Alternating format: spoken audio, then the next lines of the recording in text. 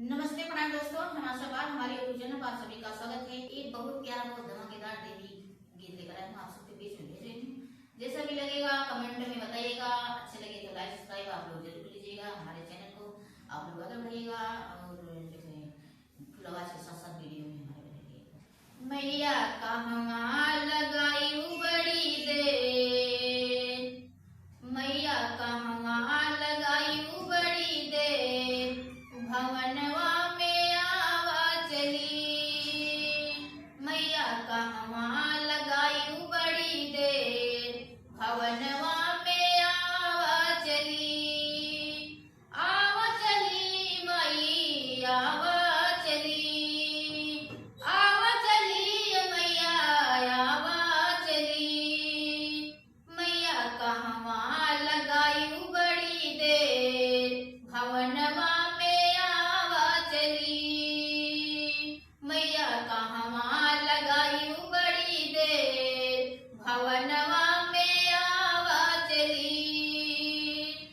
तोहर बिना मैया मलिया न आवे, तोहर बिना मैया मलिया न आवे, मलिया न आवे मैया मलिया न आवे। तोहर बिना मैया मलिया न मैया गजला गुछत भइल दे, मैया गजला गुछत भइल दे, भवनवा में आवा चली। मैया गजला गुछत भइल दे, भवनवा में आवा चली। मैया कहवा लगाई बड़ी देर, भवनवा मैया कहवा लगाई बड़ी देर, भवनवा में आवा चली। तोहर बिना मैया महर न आवे, तोहर बिना मैया महर न आवे, महर न आवे मैया महर न आवे। तोहर बिना मैया महर न आवे। मैया घड़िला भरत भइल दे, भवनवा में आवा चली। मैया घड़िला भरत भइल दे, भवनवा में आवा चली। मैया कहवा लगाई बड़ी देर, भवनवा में आवा चली। मैया कहवा लगाई बड़ी देर, भवनवा में आवा चली। तोहर बिना मैया कोहर न आवे, तोहर बिना मैया कोहर न आवे, कोहर न आवे मैया कोहर न आवे। तोहर बिना मैया कोहर न आवे। मैया कलसा गढ़त भइल देर, भवनवा में आवा चली। मैया कलसा गढ़त भइल देर, भवनवा में आवा चली। मैया कहवा लगाई बड़ी देर, भवनवा में आवा चली। मैया कहवा लगाई बड़ी देर, भवनवा में आवा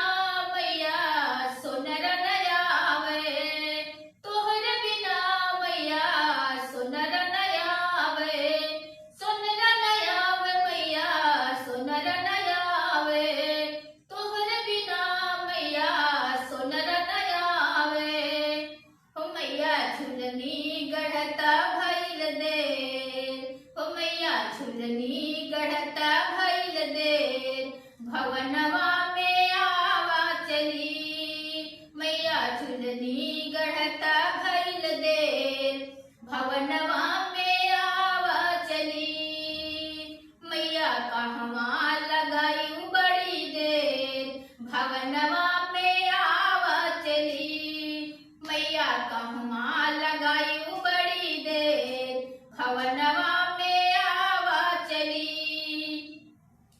तोहरे बिना मई बज जवन आवे तोहरे बिना मैया बज जवन आवे बज जवन आवे मैया बज जवन आवे ओ तोहरे बिना मैया बज जवन आवे मैया चुनरी रंगावत भइल दे हो मैया चुनरी रंगावत भइल दे भवनवा में आवा चली मैया चुनरी रंगावत भइल दे भवनवा में आवा चली मैया कहवा लगाई बड़ी देर भवनवा में आवा चली मैया कहवा लगाई बड़ी देर भवनवा में आवा चली